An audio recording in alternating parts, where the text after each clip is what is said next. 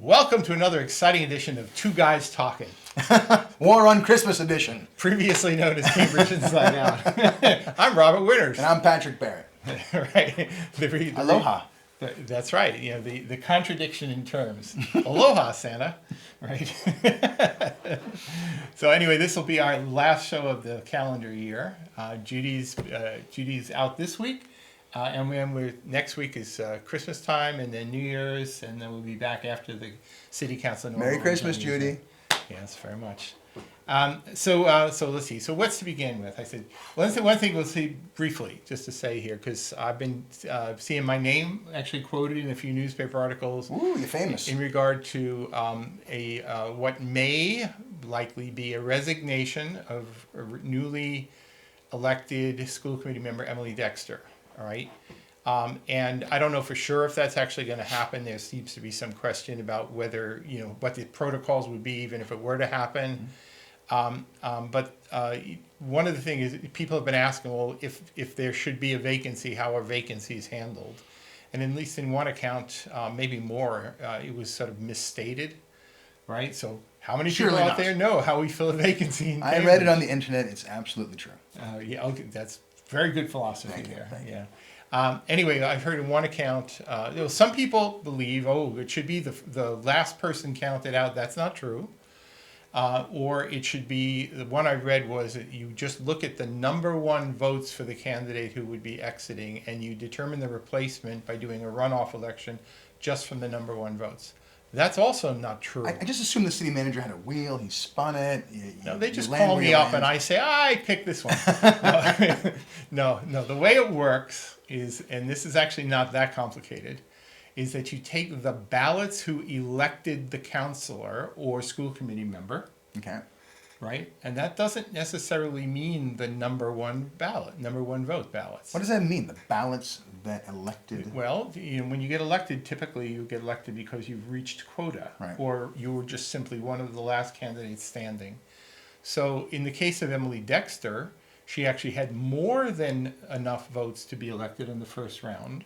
She then gave up some of those surplus ballots to other candidates, which reduced her to a quota of ballots. Mm-hmm. Those are the ballots who would determine her replacement. So there would actually be some of the number one ballots actually wouldn't even be factored in. Okay. Because they've already been given away to others. Now, if it was a different candidate who was not elected in the first count, they actually received a lot of ballots from other candidates along the way, which brought that candidate up to the winning threshold. I just want to pause for a moment and just say I'm confused, and I think that this is a terrible way to do anything. We need to change our voting system. No, the voting system is designed to at least attempt to get proportional representation of various constituencies. I think it's a perfectly good argument to discuss whether it actually achieves that in this day and age, in this current climate. I don't know if it does. I wasn't making a political statement. I just said you broke my brain with the description, so I don't no idea. Right. Well, it's as though you had a room full of people who are the ones who elected a candidate, and you said, all right, he's gone or she's gone. Who do you want now? And then they would fight amongst themselves. Oh, that makes sense. See, but that's effectively what the algorithm tries to accomplish. But again, just to say, because this has happened in relatively recent years, not so much, well, I'll give you the one thing that's marginally parallel to the current situation, but even there it's not really, is that, when Brian Murphy resigned from the city council to take a job with the state, and when Michael Sullivan resigned, because there was perceived conflicts with his other position as Middlesex County Clerk of Courts, they had to determine their replacement. And you took simply the ballots that were used to elect those two individuals, not their number one votes. It's the total universe of ballots that elected them. The universe of ballots. The universe of ballots. Sounds like a terrible show on PBS. Yeah, it does, doesn't it? Really? Yeah. But those ballots would then be used to determine the replacement. And there's in the output files from the tabulation software from the election, just so because people have been calling me. Honestly, the people who were trying to run Emily Dexter out called me or contacted me and wanted to know who the replacement would be. Well, you are the Wizard of Oz. I am the great and powerful Oz. It is true, right? Anyway, the tabulation software actually produces a file called the Final Piles Report, which actually has, these are the votes that elected candidate so-and-so. These are the ones that elected so-and-so, da-da-da-da-da. And then it just looks at those group and it says, let's run them off until we eliminate everybody, get to one. So it's very easy to run. So what's the answer, Professor? Well, the answer is that Emily Dexter would be replaced by David Weinstein, who would beat Alechi Cadetti by approximately 100 votes in the end, in the final count, right? I like Alechi. All right. I don't know Mr. Weinstein, though. Alechi? Alechi, David Weinstein? Well, David Weinstein's a decent guy. He lives up in Cambridge Highlands on, was it South Normandy Street? Decent guy, had a couple of nice kids. I've been to his house. His kids, young kids in the school system. He's actually. Kids in the school system. Great. Right? Yeah, you guys got a lot in common, right? Right. Anyway, one of the things, I don't know if we actually have this. I'm actually not going to even. I'm going to screw this up if I actually start playing around with this this computer. But maybe not. I'm going to do that just because people were asking. And again, I'm trying not to get too nerdy here. Is that there is the various people who would replace the 9 city councillors. You know, if Dennis Carlone were to leave, replaced by Craig Kelley, Mallon by Musgrave, McGovern by Musgrave, Nolan by Kelley, Siddiqui by Musgrave. You can see some of the slate dynamics in here, by the way. Simmons by Kelley, which I found quite interesting. Sabrina Wheeler would be replaced by Burhan Azim, which makes total sense. Tim Toomey by Craig Kelley, and Quentin Zondervan by Nicola Williams. So, but more interesting on the school committee side, and this is really what, Chris, if Monica Bowman were to leave, she would be replaced by Bernadette Dawson, Dexter by Weinstein, Fantini by Ruth Ryan Allen, Rojas Villarreal by Alechi Cadetti, Rachel Weinstein by David Weinstein. It's like no relation, just trading one Weinstein for another. And Aisha Williamson by Bernadette Dawson. So anyway, that's just based on running the tabulation software. It's exactly what the Election Commission will do, using exactly the same ballots, data, the exact same software. Should this actually have to come to that, which it likely will. And if it does, it's not even clear when it would happen or whatever, but they would have to schedule a meeting. And the way it works is you then have to send a certified letter to all the candidates, alerting to them that they are now eligible to be a vacancy refill. One year it actually happened that Robert Hall, Sr., was an eligible candidate to replace, I think it was Brian Murphy, or it could have been Michael Sullivan, but he had actually passed away in the interim. And I pointed that out. This is sort of dark humor, but I have to say it because it was kind of hysterical. Dark school committee humor, my goodness. Right. Ms. Spears was on this election commission at the time, Artist Spears, and she runs a funeral. She's a funeral director. And she's a great neighbor. Wonderful person. Yep.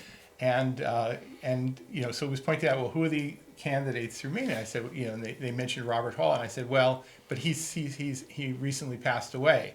And one of the election commissioners said, well, how do we know that? And Artist Spears, this was the most priceless moment in Cambridge, says, well, I know, I buried him. Confirmation. Wow, that's pretty wild. No. I don't think you'll ever hear that one again, right? No.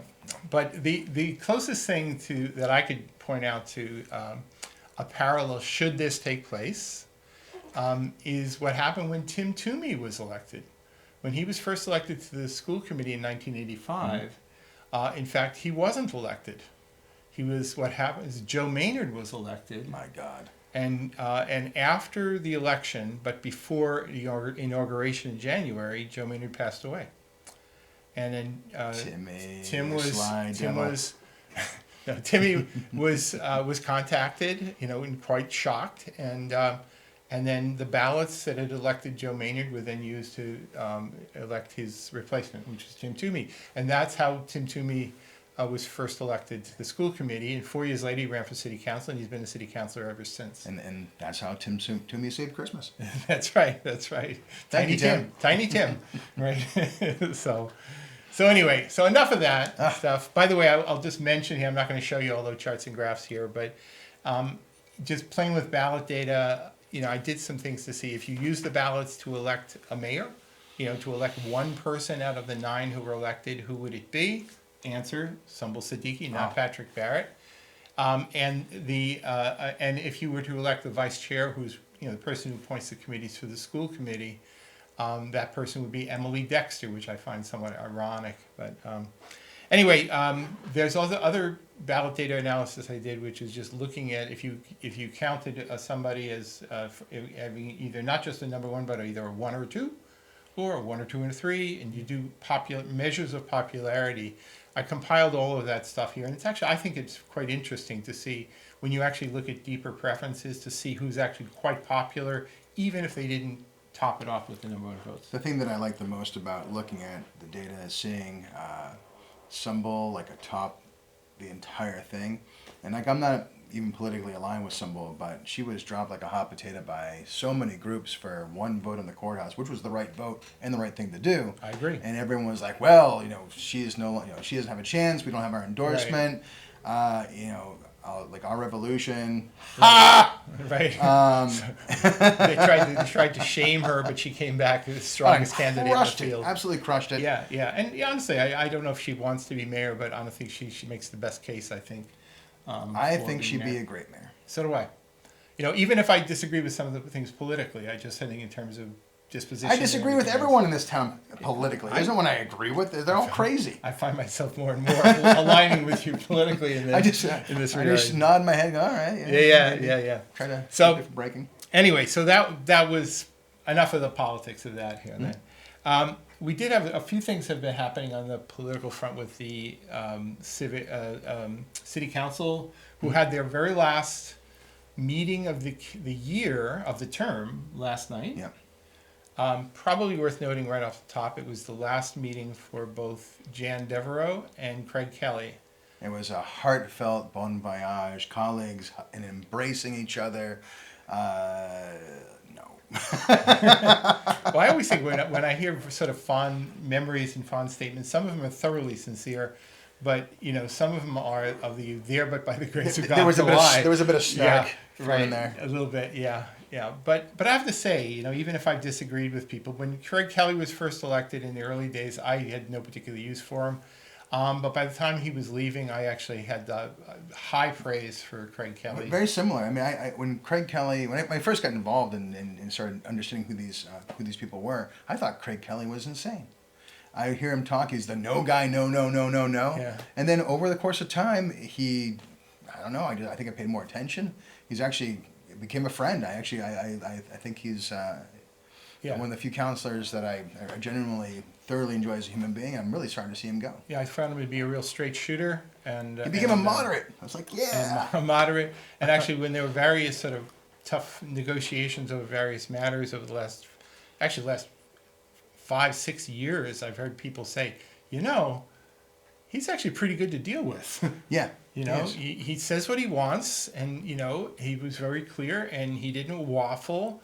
And as long as you sort of could meet him halfway, you could count on him, and I think that was pretty good. I think I'd have to say the same thing about JDevs. I definitely started off on the opposition, and even some of the things that she had done as a counselor, we never really saw eye to eye on a lot of different things. But Jan Devereux always read everything you gave her. That's true. Jan Devereux always responded back coherently, intelligently, and she cared.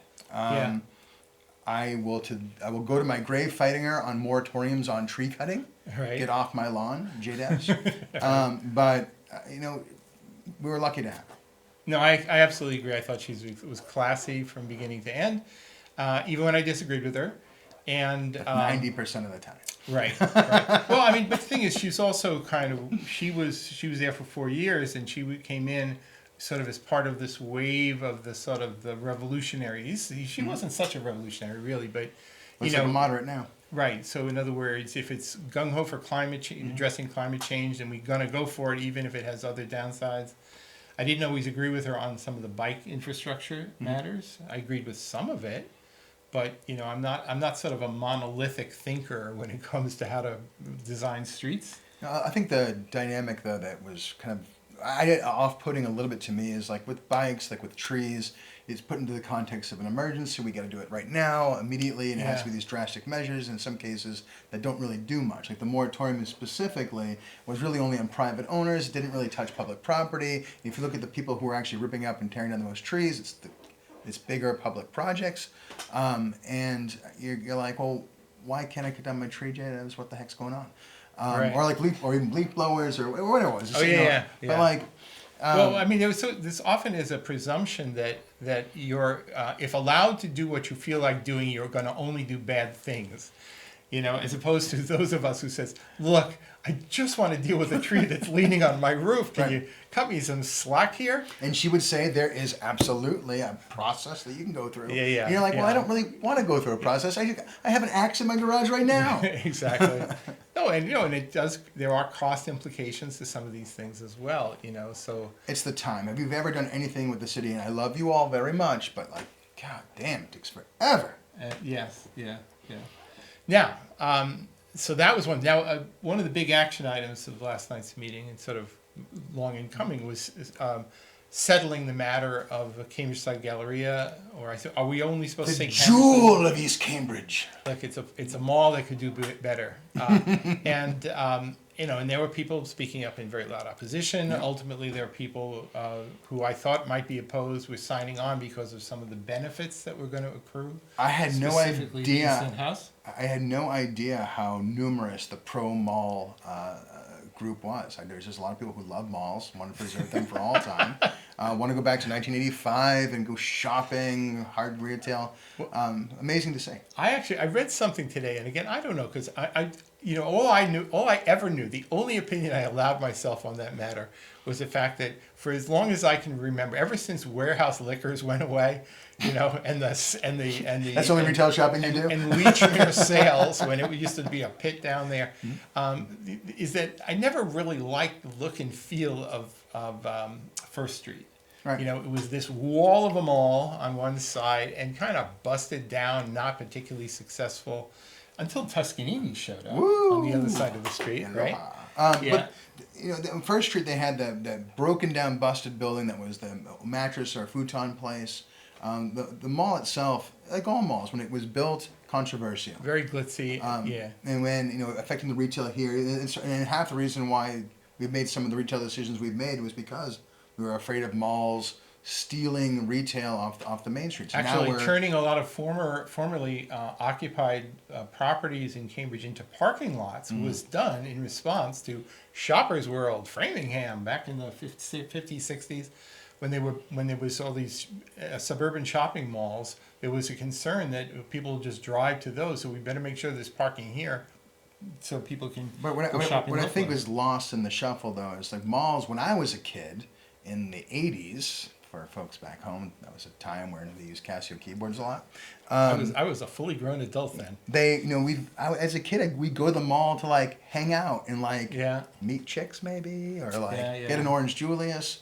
Now it is just gross. I have no idea. I remember the last time I was in a mall. When I go into most malls, all I see is empty space. Yeah. Like super high ceilings, lots of fancy stuff. But I said, but where's the action? But I kind of feel the same way about a lot of retail. For me, when I was a kid, you go in a Five and Dime store. It was like the aisles were relatively narrow, and they were like multi-decks of stuff where you put toys and stuff and whatever. Stationery supplies, all sort of packed in there. If you went into a clothing store, it's like, there was some guy named Saul who would say, I got a good pair of pants, your size. Saul Tannenbaum? No, it's a different guy. And he'd reach down underneath in some secret space and pull it out from a pile of stuff, right? That's, to me, what shopping was supposed to be. Remember, Matt, this is before your time, kid, but when we used to have the Army-Navy store across the street over where call Army-Navy stores. Yeah. Back when can you say Army-Navy store now, or is that somehow? We haven't gone that far. But right, okay. I grew up in Marblehead, and there's a Jerry's Army and Navy in Salem that we go to. It's the only place at the time you could buy Chuck Taylors. True story. Yeah. And that's what the cool kids wore. Right. So I haven't followed the whole Galleria business very much, but I think they're trying to turn some of the retail outward so that it's not just a blank wall. Oh boy, would that be great, right? And then, will some of the interior mall type feel so you become more office and whatever? I think that's part of the plan. A lot of what developers are looking at in terms of mall spaces now is malls have amazing commercial infrastructures, much more so than office building or larger residential. So they're a great skeleton to work off of. And considering where retail has gone, as you know, it's getting more service oriented. People are turning them into either they're adding housing to them, they're adding office, they're adding bodies and active uses because, again, as we've learned in 18 million studies that the city has conducted on retail, people who live in the thing, use the thing, will use the uses down below. About 30 to 40% of those people will utilize those spaces. And when you're considering how retail has been so, I think, complicated and sort of run down because of, obviously Amazon and other methods of shopping, you have to sort of put the people on top of the retail to make it work. Right. But again, it won't be a success in my eyes if the retail ends up being just retail as opposed to stuff for the rest. Where's the stuff for the rest? Unless they bring back Orange Julius, I don't give a damn. Yeah. But I hear you on that. But it'll be. How much room do you need to set up an Orange Julius stand? Much? I think you need like a blender, an outlet, and a cash. Okay, so here's my plan. Okay. 100 square feet. You want to open up a cannabis retail outlet in Cambridge, Massachusetts. Okay. You work with your property owner, and here's the plan you present to the planning board. You say, I'm going to take this front window here, and rather than have it be glass, clouded over. What about art, Robert? Just art. I love art, but I don't want it in my retail windows. Gotcha. I want a frontage. So propose an Orange Julius stand there in the front. So you see, here's a guy that makes keys, and here's a guy you buy an Orange Julius. It seems like a natural marriage between grass and Orange Julius. This person sells little model cars to little kids coming by, and then the entrance to the cannabis place, right? I'm not so sure of the model cars with the kids. Okay, but yeah, swap it with the Orange Julius, right?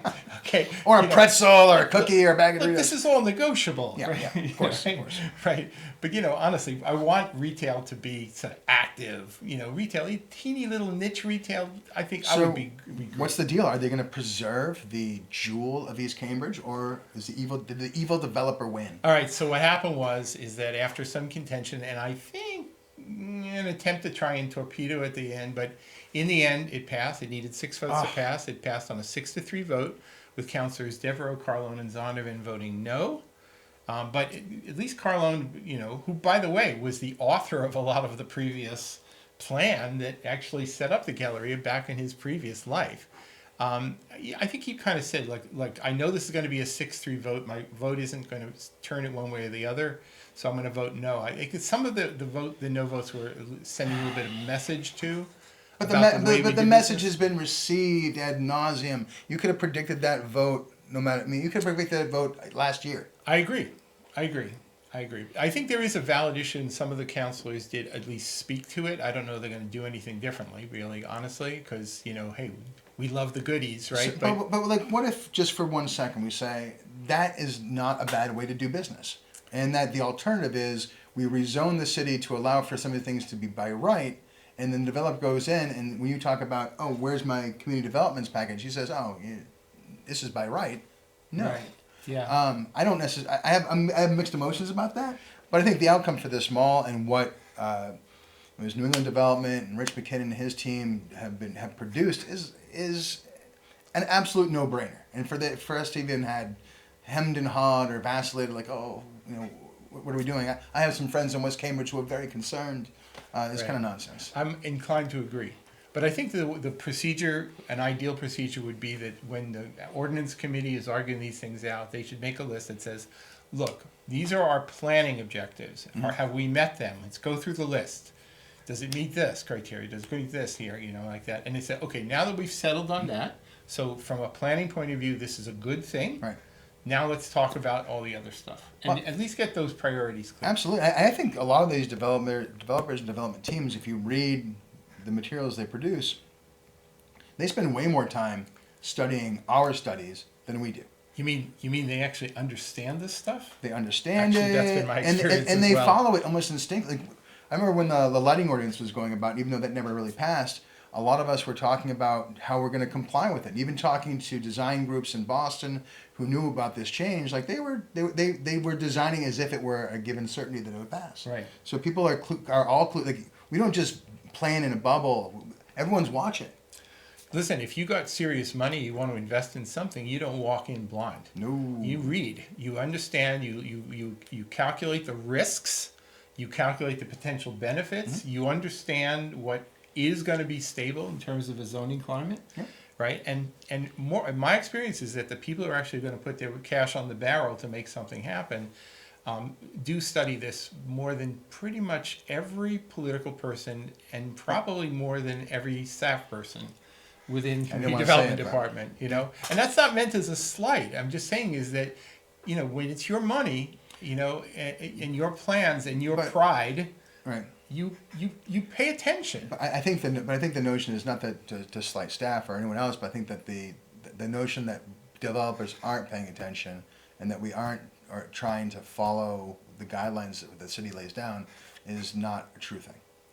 So while you may not like the outcome, and oftentimes people don't necessarily not like the building itself, they hate the finishes of the building.